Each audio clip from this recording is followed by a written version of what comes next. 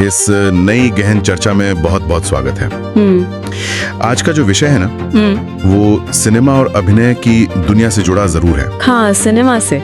लेकिन अगर इसे थोड़ा ध्यान से समझा जाए तो ये असल में जीवन को देखने के एक बिल्कुल नए नजरिए के बारे में है। बिल्कुल सही कहा। आज की हमारी इस चर्चा के केंद्र में है भारत के सबसे बेहतरीन और चहेते अभिनेताओं में से एक पंकज त्रिपाठी। और हम यहाँ सिर्फ उनकी फिल्मों की कोई सूची नहीं बनाने वाले। नहीं, बिल्कुल नहीं। हमारा इरादा उनके अभिनय की कला, संघर्ष की उनकी अपनी अनूठी परिभाषा और इतनी बड़ी सफलता के बाद भी एकदम जमीन से जुड़े रहने के उनके जीवन दर्शन को गहराई से खंगालने का है। और इस चर्चा को तैयार करने की जो प्रक्रिया रही है ना, वो भी काफी दिलचस्प रही है। हमने जानकारी किसी एक जगह से नहीं उठाई है। हाँ, कई अलग अलग स्रोत हैं हमारे पास। बिल्कुल। हमने द इंडियन एक्सप्रेस और हिंदुस्तान टाइम्स जैसे अखबारों में छपे उनके विस्तृत साक्षात्कारों और कई ग्राउंड रिपोर्ट्स को खंगाला है। कुछ विशेष लेखों को मिलाकर ये पूरा खाका तैयार किया गया है। इस चर्चा का मुख्य उद्देश्य सिर्फ एक मशहूर व्यक्ति की जीवनी पढ़ना नहीं है। मतलब हम असल में ये समझना चाहते हैं कि कैसे कोई व्यक्ति अपने बेहद साधारण और जमीनी अनुभवों को, जैसे कि गांव में खेती करना या एक छोटे से कमरे में रहकर संघर्ष करना, हाँ बिल्कुल, कैसे कोई इन अनुभवों को अपनी सबसे बड़ी ताकत बना सकता है। ये बात पंकज त्रिपाठी की कहानी में बार बार उभर कर सामने आती है। कि कैसे इंसान अपने जीवन के अनुभवों की ही एक कठपुतली होता है। और यही एक वाक्य आज की इस चर्चा को सुनने वालों के लिए इतनी खास बनाता है। तो चलिए शुरू करते हैं। हाँ, इस कहानी की शुरुआत होती है उनकी जड़ों से। बिहार के गोपालगंज जिले का एक बहुत ही छोटा सा गांव है बेलसंड। वहीं उनका जन्म हुआ था। उनके पिता एक किसान थे और साथ ही गांव के पुजारी भी थे। यानी एक बहुत ही साधारण और किसानी वाला माहौल था जहां से वो आते हैं। और इस पूरी कहानी में एक पड़ाव ऐसा है जिस पर हमें थोड़ा रोक कर बात करनी चाहिए। कौन सा पड़ाव? मुझे रिसर्च के दौरान एक बड़ा ही दिलचस्प तथ्य मिला। मतलब उनका असली उपनाम तिवारी था। अच्छा, तिवारी था। हाँ, लेकिन जब वो 9वीं कक्षा में थे तो उन्होंने खुद ही अपना उपनाम बदलकर त्रिपाठी कर लिया था। अरे वाह, 9वीं कक्षा में? हाँ, ये एक बहुत ही छोटी सी बात लग सकती है, लेकिन एक 9वीं कक्षा का बच्चा अपने नाम के साथ ऐसा प्रयोग कर रहा है, ये कहीं ना कहीं उस स्वतंत्र सोच को दिखाता है और अपने फैसले खुद लेने की उस प्रवृत्ति को भी दिखाता है। बिल्कुल, जो आगे चलकर उनके अभिनय और उनके करियर के चुनावों में भी साफ नजर आई। और अगर हम उनके अभिनय की शुरुआत की बात करें तो वो किसी बड़े शहर के वातानुकूलित थिएटर से नहीं हुई थी। नहीं, वो तो उनके अपने गांव के स्थानीय नाटकों से हुई थी। त्योहारों के मौसम में जब गांव में नाटक होते थे तो पंकज लड़कियों का किरदार निभाया करते थे। और ये उस समय की बात है जब वे 11वीं कक्षा तक अपने पिता के साथ खेतों में काम भी करते थे। तो मतलब गांव के उन धूल भरे मंचों ने उनके भीतर एक ऐसे बीज को बो दिया था जिसे आगे चलकर एक विशाल वट वृक्ष बनना था। सही बात है। ठीक है, तो चलिए इसे थोड़ा विस्तार से समझते हैं। वो सफर इतना सीधा तो नहीं था कि गांव के नाटक किए और सीधे मुंबई की ट्रेन पकड़ ली। नहीं, बिल्कुल नहीं। हाई स्कूल के बाद वे पटना आ गए और वहाँ हाजीपुर के इंस्टीट्यूट ऑफ होटल मैनेजमेंट से पढ़ाई की। और इसके बाद उन्होंने पटना के ही एक होटल के किचन में काम करना शुरू किया। अब इसी होटल के दिनों का एक किस्सा है जो सुनकर शायद थोड़ा अजीब लग सकता है। हाँ, वो चप्पल वाला किस्सा। हाँ, लेकिन ये उस कला के प्रति उनके एक अलग ही तरह के पागलपन को दिखाता है। जब वे उस होटल में काम कर रहे थे तब एक दिन मशहूर अभिनेता मनोज बाजपेयी वहाँ रुके थे। मनोज बाजपेयी। और जब मनोज बाजपेयी होटल से चेकआउट करके गए तो वे अपनी चप्पलें वहीं भूल गए। और यहीं पर कहानी एक बहुत ही गहरा मोड़ लेती है। जब होटल के स्टाफ को वो चप्पलें मिली तो पंकज ने उन्हें लॉस्ट एंड फाउंड में जमा करने की बजाय अपने पास रख लिया। यहाँ जो बात सबसे आकर्षक है वो ये है कि उन्होंने एक साक्षात्कार में बताया था कि उन्होंने ऐसा बिल्कुल महाभारत के एकलव्य की तरह किया था। एकलव्य की तरह मतलब बिना गुरु के सामने हुए उनसे शिक्षा लेना। हाँ, उनके मन में ये विचार आया कि शायद इन खड़ाओं को पहनने से या अपने पैरों में डालने से एक महान अभिनेता के कुछ गुण उनके भीतर भी आ जाए। अब अगर कोई इसे सिर्फ एक प्रशंसक की दीवानगी मान ले तो वो एक बहुत बड़ी बात चूक जाएगा। बिल्कुल, ये सिर्फ एक मजेदार किस्सा नहीं है, ये दिखाता है कि एक कलाकार के तौर पर सीखने की भूख क्या होती है। जब कोई व्यक्ति किसी को अपना गुरु मान लेता है तो वो उनकी हर छोटी चीज से कुछ ग्रहण करने की कोशिश करता है। ये उस कला के प्रति उनके असीम सम्मान और जीवन भर एक छात्र बने रहने की मानसिकता को दर्शाता है। ये नजरिया वाकई सोचने पर मजबूर करता है। इसके बाद उन्होंने दिल्ली के नेशनल स्कूल ऑफ ड्रामा यानी NSD से पढ़ाई की हाँ और साल 2004 में वे मुंबई आ गए। हाँ। अब जब भी हम मुंबई और एक नए अभिनेता की बात करते हैं तो हमारे दिमाग में संघर्ष या स्ट्रगल की एक बहुत ही रटी रटाई दुखद तस्वीर उभरती है। जैसे भूखे पेट सोना या रेलवे स्टेशन पर रातें बिताना। बिल्कुल। शुरुआत में उन्हें रन फिल्म में एक बिना क्रेडिट वाला छोटा सा रोल मिला और टाटा टी का एक विज्ञापन मिला। लेकिन उनके पास कोई ऐसी तथाकथित दुखद कहानी नहीं है जो वे दुनिया को सुनाकर सहानुभूति बटोरना चाहें। ये उनके चरित्र का एक बहुत ही मजबूत पहलू है। वे अपने संघर्ष के दिनों को कोई दर्दनाक या दुखद समय नहीं मानते। उस समय उनके पास एक छोटा सा 1 रूम किचन का फ्लैट था। मतलब 1 RK। हाँ, 1 RK। उनकी पत्नी स्कूल में पढ़ाती थी और उन्हीं की तनख्वाह से घर का खर्च चलता था। पंकज का एक बहुत ही गहरा कोट है जिसे अगर आज की भागदौड़ भरी जिंदगी से जोड़ा जाए तो बहुत कुछ सीखने को मिलता है। वे क्या कहते हैं? वे कहते हैं कि चाहत जरूर थी लेकिन बेचैनी नहीं थी। वाह, चाहत जरूर थी लेकिन बेचैनी नहीं थी। ये एक बहुत बड़ी बात है। बेचैनी इंसान के वर्तमान को खराब कर देती है। वे सफल होना चाहते थे, वे लगातार ऑडिशन दे रहे थे, लेकिन उन्होंने उस चाहत को खुद पर इस कदर हावी नहीं होने दिया कि वे अपने आज को जीना ही भूल जाएं। उन्होंने अपनी पत्नी के साथ उस एक कमरे के फ्लैट वाले समय को भी पूरी तरह से जिया और उसका आनंद लिया। चाहत जरूर थी लेकिन बेचैनी नहीं थी। ये बात आज के दौर में एक बहुत बड़ा सबक है, जहां हर कोई बस किसी न किसी रेस में अंधाधुंध दौड़ रहा है। चलिए अब इस चर्चा को उनके अभिनय के तरीके की तरफ मोड़ते हैं। NSD से पढ़ाई और सालों के थिएटर के अनुभव ने उन्हें बहुत कुछ सिखाया। लेकिन अगर हम उनके एक्टिंग मेथड की बात करें तो वो पारंपरिक थिएटर या वेस्टर्न सिनेमा के उस मेथड से काफी अलग है, जहां अभिनेता खुद को महीनों तक कमरे में बंद कर लेते हैं। वे खुद मानते हैं कि अभिनय का उपकरण उनका शरीर, उनकी भावनाएं और उनके अनुभव हैं। लेकिन यहाँ एक बात खटकती है। क्या?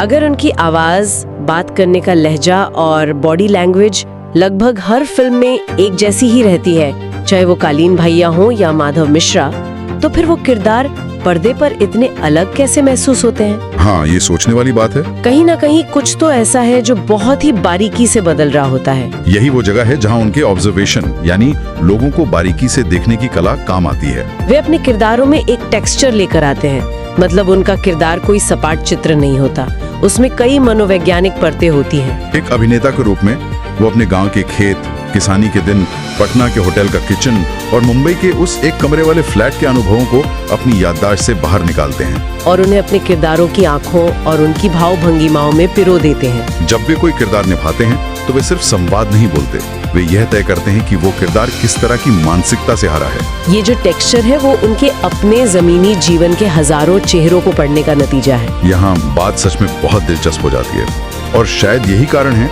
कि कैमरे के सामने उनकी सूक्ष्मता यानी सटिलिटी का कोई मुकाबला नहीं है। बिल्कुल, मिर्जापुर के कालीन भैया का ही उदाहरण ले लीजिए। वो उस पूरे इलाके का सबसे शक्तिशाली और खूंखार डॉन है। हाँ, आमतौर पर भारतीय सिनेमा में ऐसे किरदारों को बहुत ही लाउड, चीखने चिल्लाने वाला या आक्रामक दिखाया जाता रहा है। लेकिन कालीन भैया बहुत ही शांत हैं। इस बात को अगर हम मंच और स्क्रीन के तकनीकी अंतर के नजरिए से देखें तो पंकज त्रिपाठी की समझ बहुत साफ नजर आती है। कैसे? थिएटर में दर्शक और मंच के बीच एक अच्छी खासी दूरी होती है। वहाँ एक फुसफुसाहट को भी पीछे बैठी पंक्ति तक पहुँचाने के लिए अभिनय को थोड़ा बड़ा या लाउड करना ही पड़ता है। लेकिन सिनेमा में कैमरा अभिनेता के चेहरे से कुछ ही इंच की दूरी पर होता है, कैमरा झूठ पकड़ लेता है। कालीन भैया के किरदार में पंकज त्रिपाठी ने जो खौफ और दबदबा पैदा किया वो सिर्फ अपनी गर्दन को हल्का सा घुमाकर या किसी बात का जवाब देने से पहले कुछ सेकंड का ठहराव लेकर किया। उनका अपनी ही गति से बात करना, पलकों का झपकना, ये सब पन्नों पर लिखे लंबे संवादों से भी ज्यादा शक्तिशाली होता है। ये उनकी उसी सालों की ट्रेनिंग और जीवन की समझ का नतीजा है जो उन्हें बिना चीखे चिल्लाए सबसे हावी दिखाती है। एक हल्का सा गर्दन का घुमाव या पलक का झपकना भी इतना कुछ कह सकता है, ये कमाल की बात है। और इसी टैलेंट को OTT प्लेटफॉर्म्स ने एक ऐसा मुकाम दिया है जिसकी शायद कुछ दशक पहले कल्पना भी नहीं की जा सकती थी। शुरुआत में अनुराग कश्यप की फिल्म गैंग्स ऑफ वासेपुर में सुल्तान कुरैशी के किरदार ने उन्हें इंडस्ट्री में एक बड़ी पहचान दी, जो उनका ब्रेक थ्रू था, लेकिन OTT ने उन्हें घर घर का नाम बना दिया। अगर हम इसे आज के मनोरंजन उद्योग के व्यापक नजरिए से जोड़कर देखें तो ये स्पष्ट होता है कि ओटीटी प्लेटफॉर्म्स ने स्टारडम को पूरी तरह से लोकतांत्रिक बना दिया है। बिल्कुल डेमोक्रेटाइज कर दिया है। पहले के समय में एक हीरो की एक बहुत ही सख्त परिभाषा होती थी, लोक कदकाठी, एक खास तरह का स्टाइल। लेकिन ओटीटी के आने से कहानियों का दायरा इतना बढ़ गया कि अब लुक से ज्यादा विशुद्ध टैलेंट की मांग होने लगी। पंकज त्रिपाठी इस ओटीटी क्रांति के शायद सबसे बड़े और सबसे सफल ध्वजवाहक हैं। उन्होंने ये साबित किया कि एक अभिनेता कितने अलग अलग सांचों में ढल सकता है। एक तरफ मिर्जापुर का खूंखार डॉन है, तो दूसरी तरफ क्रिमिनल जस्टिस का माधव मिश्रा। एक छोटा वकील जिसका दिल बहुत बड़ा है और जो आम मध्यम वर्गीय संघर्षों और अपनी छोटी छोटी चालाकियों के साथ जी रहा है। फिर लूडो फिल्म में सत्तू भैया का वो डार्क ह्यूमर और डरावना लेकिन मजाकिया अंदाज, जिसे उन्होंने जिस सहजता से निभाया है वो बेमिसाल है। कागज फिल्म में लाल बिहारी का उनका किरदार भी नहीं भूलना चाहिए, जो खुद को सरकारी फाइलों में जिंदा साबित करने के लिए पूरे सिस्टम से लड़ जाता है। उस फिल्म ने ये भी साबित कर दिया कि पंकज त्रिपाठी अब किसी फिल्म को पूरी तरह अपने कंधों पर खींच सकते हैं। और मिमी फिल्म की बात किए बिना तो ये सूची अधूरी ही रहेगी। हाँ, मिमी। इस फिल्म में उन्होंने एक बेहद दयालु और सपोर्टिव टैक्सी ड्राइवर की भूमिका निभाई थी। वहाँ कोई डार्क शेड नहीं था, कोई चालाकी नहीं थी, सिर्फ शुद्ध मानवीय करुणा और कॉमेडी का एक बेहतरीन संतुलन था। इसी संवेदनशीलता को पर्दे पर जीवंत करने के लिए उन्हें बेस्ट सपोर्टिंग एक्टर का नेशनल अवार्ड और फिल्म फेयर अवार्ड भी मिला। इतने सारे पुरस्कार और इतनी बड़ी सफलता के बाद भी उनका सफर जारी है। बहुत जल्द वे अनुराग बसु द्वारा निर्देशित आगामी फिल्म मित्रों इन दिनों में भी नजर आने वाले हैं, जो 4 जुलाई को रिलीज होने वाली है, जो कि 2007 की hit film life in a metro का सीक्वल है। अब स्क्रीन पर वे कितने भी व्यस्त और सफल क्यों ना हो, जब हम उनके व्यक्तिगत जीवन और उनके दर्शन की तरफ देखते हैं तो एक बिल्कुल ही अलग इंसान नजर आता है। उनकी सादगी उन्हें उनके समकालीन अभिनेताओं से मीलों अलग खड़ा कर देती है।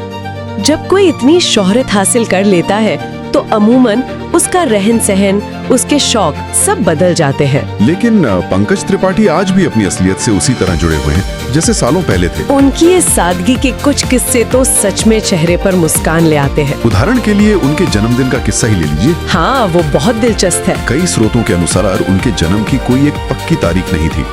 वे बिहार के ज्योतिया पर्व के दिन पैदा हुए थे। लेकिन जब स्कूल में दाखिले का समय आया तो उनके बड़े भाई को सही तारीख याद नहीं रही और शिक्षक ने रजिस्टर में 5 सितंबर यानी शिक्षक दिवस लिख दी। असल में उनके 2 जन्मदिन हैं, 5 सितंबर और 28 सितंबर। लेकिन मजेदार बात ये है कि वो अपना जन्मदिन 5 सितंबर को ही मनाते हैं, सिर्फ इसलिए क्योंकि उनके ढेरों चाहने वाले और फैंस इसी दिन उन्हें प्यार और शुभकामनाएं भेजते हैं। ये दूसरों की दी हुई खुशी को अपना लेने की उनकी खासियत है।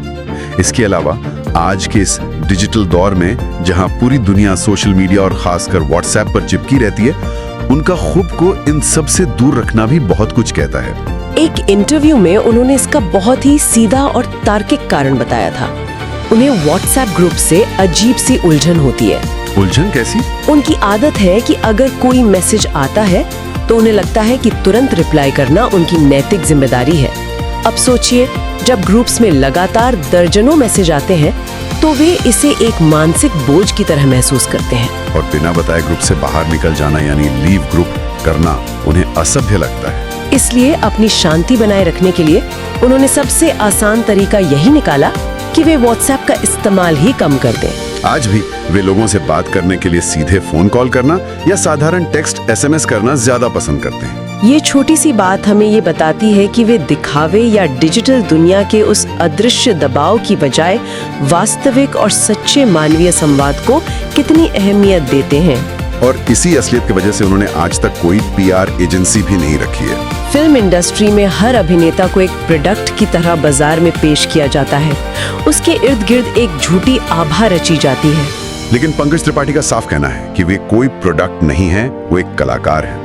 वे नहीं चाहते कि अखबारों में उनके वजन घटाने या बढ़ाने की अतिशयोक्तिपूर्ण खबरें छपें। उनका मानना है कि उनका काम ही उनकी पहचान होनी चाहिए, PR एजेंसियों द्वारा गढ़ी गई कोई झूठी छवि नहीं। ये एक बहुत ही स्पष्ट और जमीनी सोच है। लेकिन जब कोई इंसान शोहरत की इस बुलंदी पर पहुंच जाता है जहां लाखों लोग उसे सराहते हैं, तो एक स्वाभाविक सा सवाल उठता है। सवाल ये कि वे व्यक्ति अपनी जमीन से, अपनी मिट्टी से लगातार कैसे जुड़ा रह सकता है। इसका जवाब शायद उन कामों में है जो वे कैमरे के पीछे चुपचाप करते हैं। बचपन में खेती किसानी से उनका जो जुड़ाव था वो आज भी कायम है। हाल ही में वे एक एग्रीकल्चरल कंपनी के ब्रांड एम्बेसडर बने हैं। अब ये कोई आम सेलिब्रिटी एंडोर्समेंट नहीं है जहाँ कोई अभिनेता सिर्फ पैसे के लिए किसी उत्पाद का प्रचार कर रहा हो।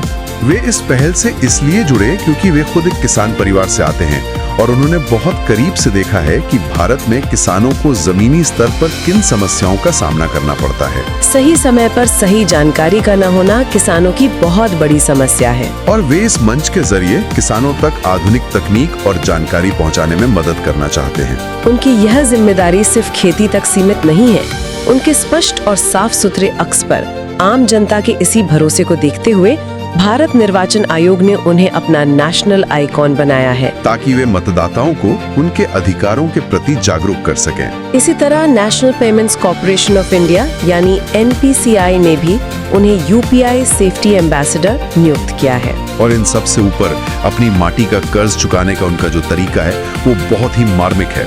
उन्होंने अपने गांव बेलसेंट के उसी स्कूल में जहां से उन्होंने पढ़ाई की थी, अपने स्वर्गीय पिता की याद में एक लाइब्रेरी खुलवाई है। एक गांव का लड़का जो खेतों में काम करता था, नाटकों में लड़कियों का रोल करता था, और आज वो उसी गांव की आने वाली पीढ़ी के लिए एक पुस्तकालय खोल रहा है। ये सच में एक पूरे चक्र के पूरा होने जैसा है। तो अगर इस पूरी विस्तृत चर्चा के धागों को समेटा जाए तो आखिर इस सब का मतलब क्या है? पंकज त्रिपाठी का जीवन और उनका काम हमें बताता है कि अगर किसी के भीतर धैर्य है, अपनी कला को रोज निखारने की लगन है, और सबसे महत्वपूर्ण, अगर कोई अपने जीवन के साधारण से साधारण अनुभवों से भी गहराई से जुड़ा हुआ है, तो वो किसी भी मुकाम को हासिल कर सकता है। उनके अभिनय में जो वो कमाल की सूक्ष्मता हम देखते हैं, वो असल में उनके अपने जीवन की सादगी, ईमानदारी और असलियत का ही एक आईना है। और जैसा कि हमने चर्चा की शुरुआत में उन्हीं के शब्दों को याद किया था कि हम सब अपने अनुभवों की कठपुतलियां हैं, और जीवन के किसी भी क्षेत्र में हमारा अनुभव ही हमारा सबसे बड़ा उपकरण होता है। इस पूरी चर्चा से अंत में एक बहुत ही गहरा और विचारोत्तेजक सवाल उभर कर सामने आता है, जो सिर्फ सिनेमा तक सीमित नहीं है। वो सवाल क्या है? अगर हम वास्तव में अपने अनुभवों से ही बनते हैं और अनुभव ही हमारा सबसे बड़ा उपकरण है, तो ये सोचने वाली बात है कि हम अपनी रोजमर्रा की इस भागदौड़ भरी जिंदगी में किन अनुभवों को अपने भीतर जाने दे रहे हैं। आज के इस डिजिटल दौर में जहां हर तरफ से जानकारी और शोर की बाढ़ आई हुई है, क्या हम वो जानकारी, वो सच्चे अनुभव और वो ठहराव इकट्ठा कर रहे हैं जो हमें कल एक बेहतर, अधिक विचारशील और संवेदनशील इंसान बना सकते हैं? क्या हम अपने जीवन के मंच पर एक बेहतरीन कलाकार बनने के लिए सही अनुभवों का चुनाव कर रहे हैं, या फिर हम सिर्फ बेमतलब के शोर और दिखावे को अपने भीतर भरकर खुद को अंदर से खोखला कर रहे हैं? ये सच में एक झकझोर देने वाला विचार है।